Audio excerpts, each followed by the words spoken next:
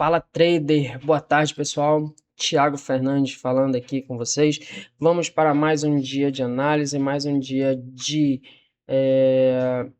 finalizando, né? Mais um dia.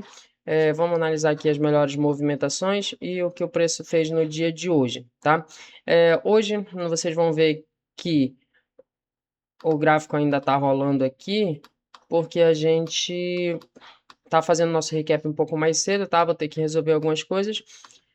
Então, ainda tá no pregão aqui rolando. Mas, como a gente não opera no horário da tarde, tem como a gente aqui já fazer nossas análises das melhores movimentações e o que a gente enxergou no dia de hoje, beleza?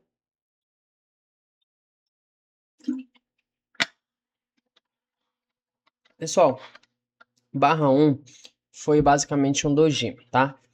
E o Brooks fala o seguinte, sempre que a gente tem um doji, uma barra com bastante pavio, toda barra ela pode ser uma barra de tendência ou barra de lateralidade. No caso da nossa barra 1, uma barra de lateralidade. Quando a gente tem isso, nós marcamos o range da sua amplitude, né?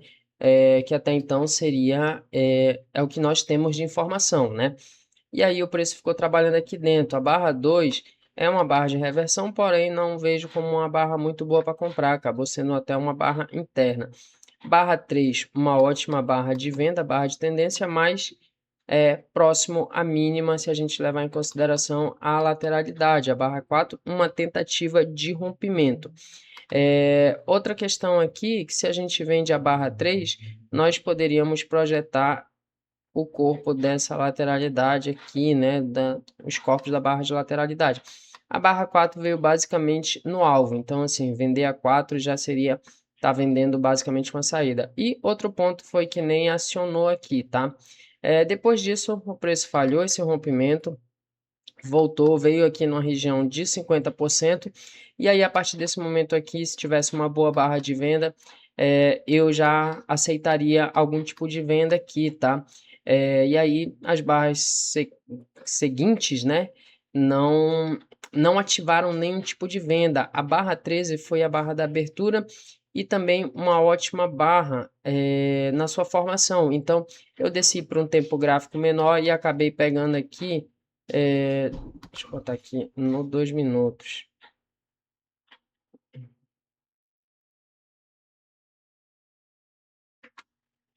2 minutos. Só para a gente ver aqui. Essa barra aqui, pessoal, ela até foi uma ótima barra de venda, tá? E aí aceitei aqui o fechamento dela. Era uma barra de rompimento. Em seguida até deu uma continuidade, pelo menos aqui no 2 minutos. Mas o preço não desenvolveu.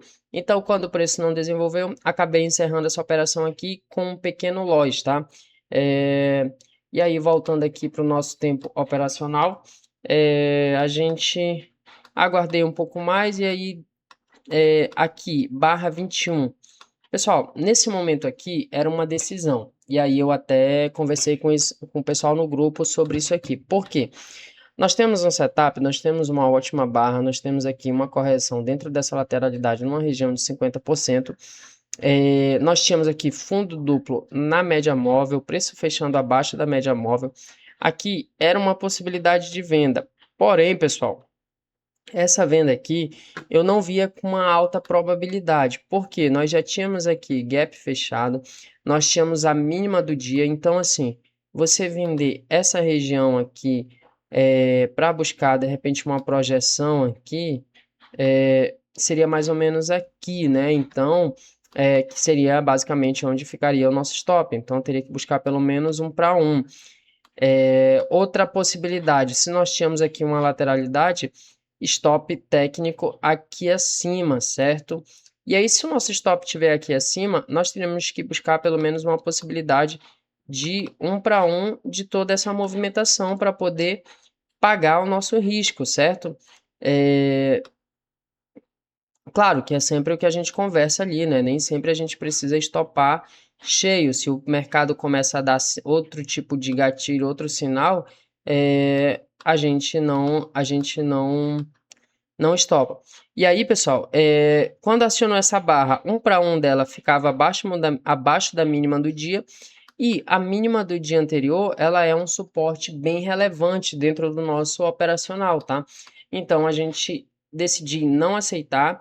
Inclusive eu falei, pessoal, não vou aceitar essa venda por esses motivos, tá? Próxima mínima do dia, nós temos contexto de lateralidade. Esse preço aqui pode armadilhar vendedores e voltar para dentro desse range da lateralidade.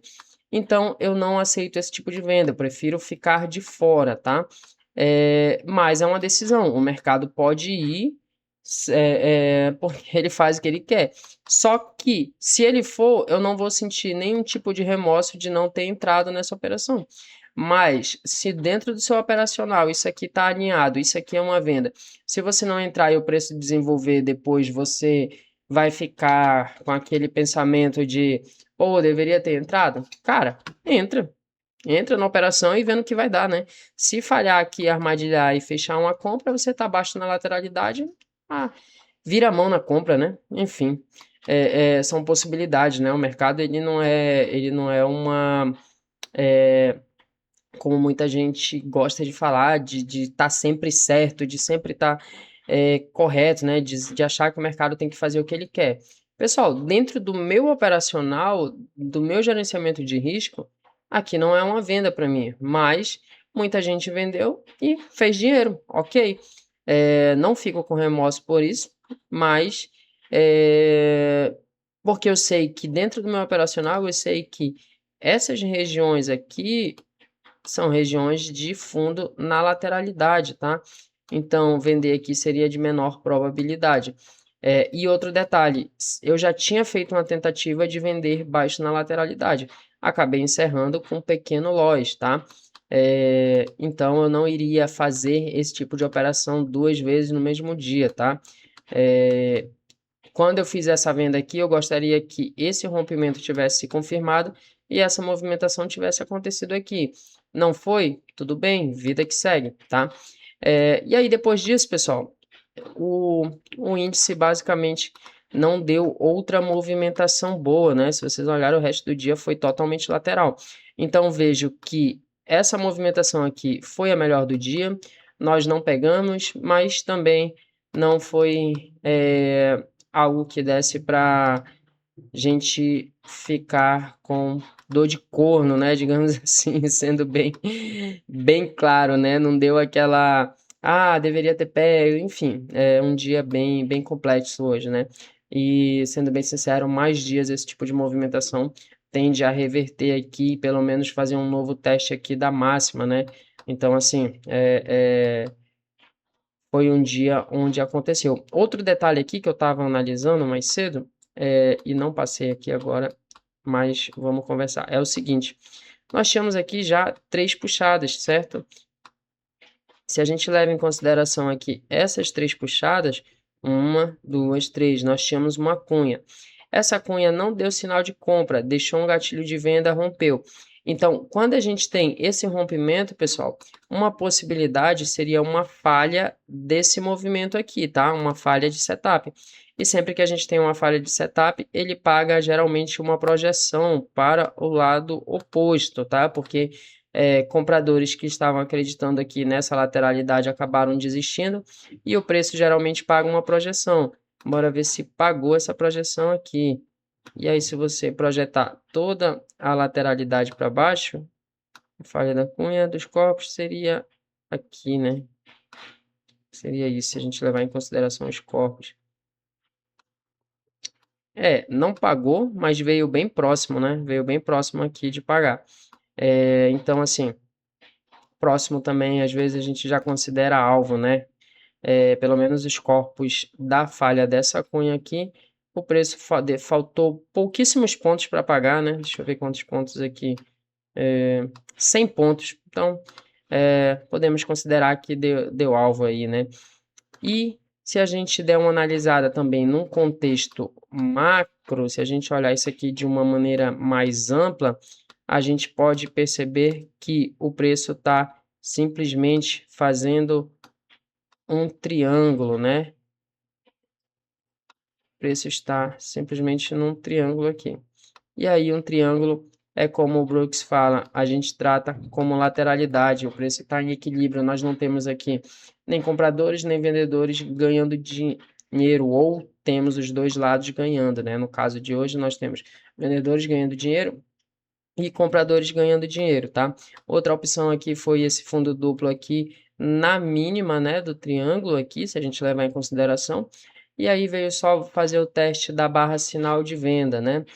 Então, foi um dia bem complexo, foi um dia onde eu fiz uma operação, tomei um stopzinho de 200 pontos e encerrei o dia no mini índice, tá?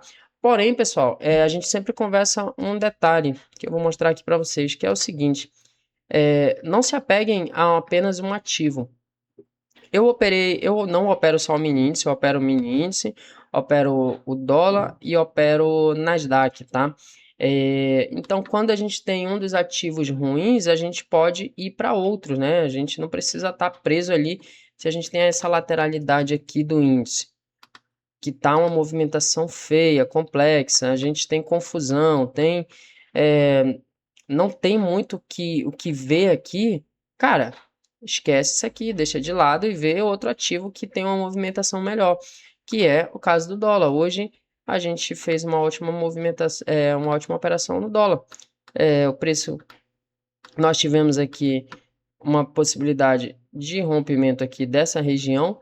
Quando o preço corrigiu, fundo, nós temos um fundo duplo na média móvel, aceitei essa compra, projetei toda essa movimentação para cima, nós saímos aqui com quase 10 pontos, foi 9,5 pontos, tá?